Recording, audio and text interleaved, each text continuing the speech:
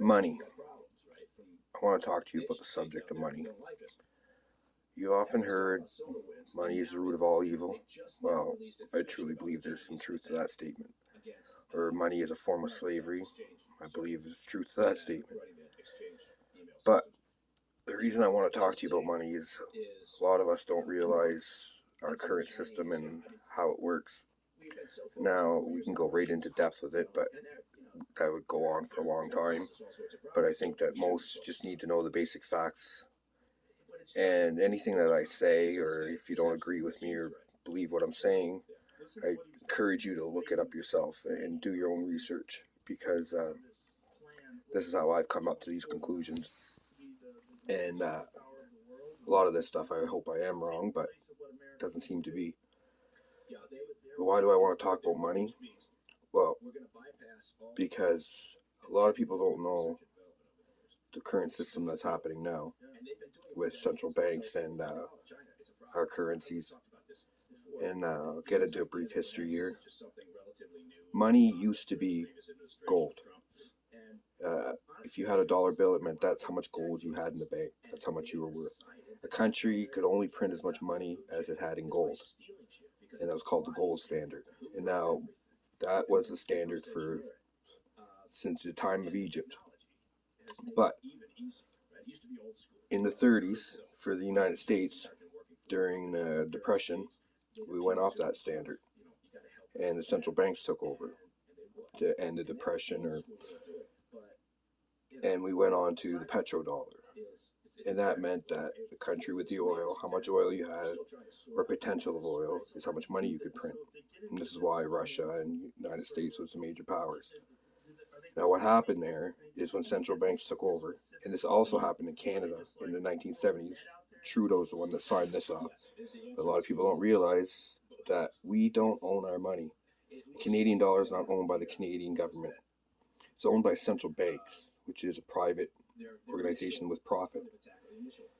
Now, for example, in 1750 and 1860, the dollar was worth the same amount, because the dollar was how much gold you had in the bank.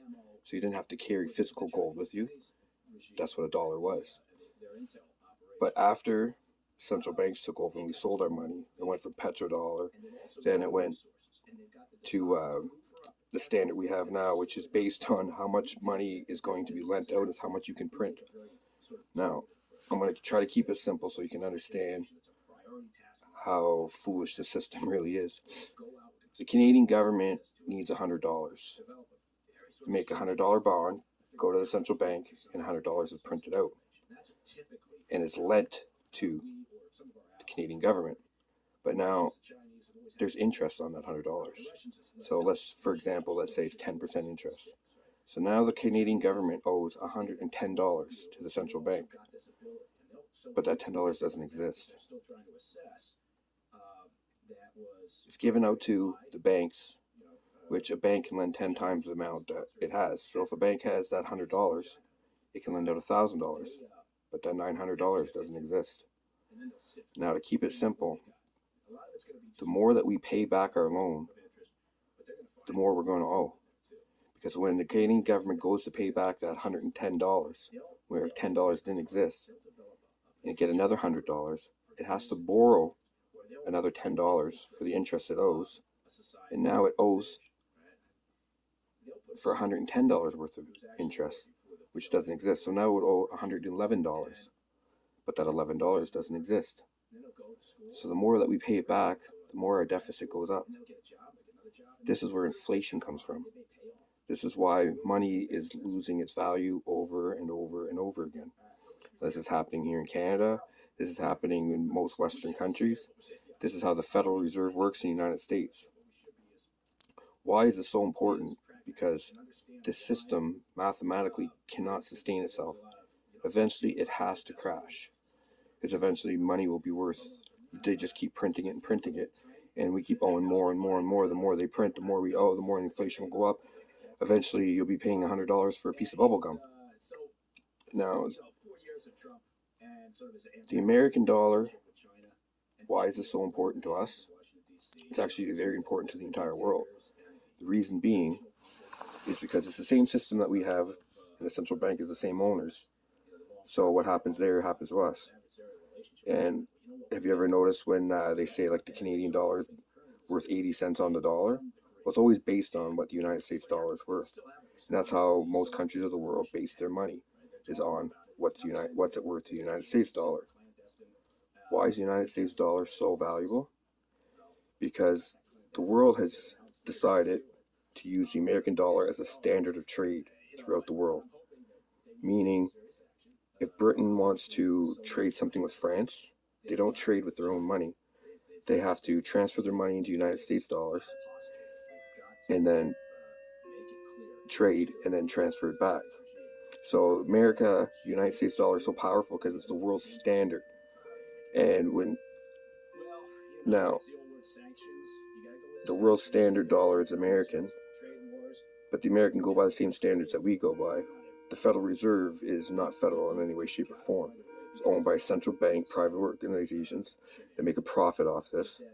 And the United States has to do the exact same thing. And even in current times, if you look into it, the Federal Reserve at 0% interest, it's just to hold us over right now. Because if they charge any interest rates, the system will probably crash.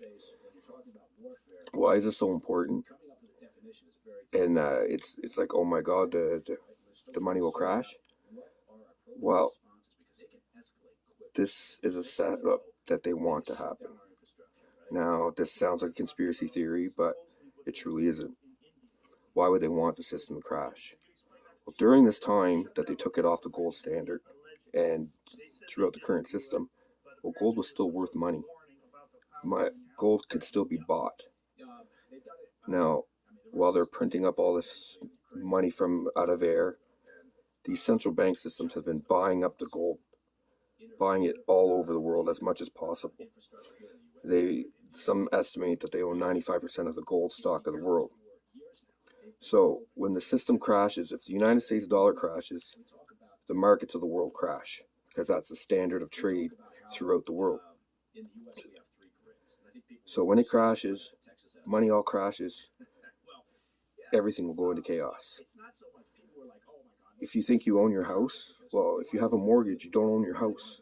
But you can't pay for your mortgage, but they still own your house. They still own the mortgage that you're paying for. They can come take your house. There's no way to pay it. People will be going crazy. They don't know how to survive without money. Okay, can't grasp the concept. So it'll be utter chaos. Now, why would they want this to happen? There's an old saying they call order out of chaos.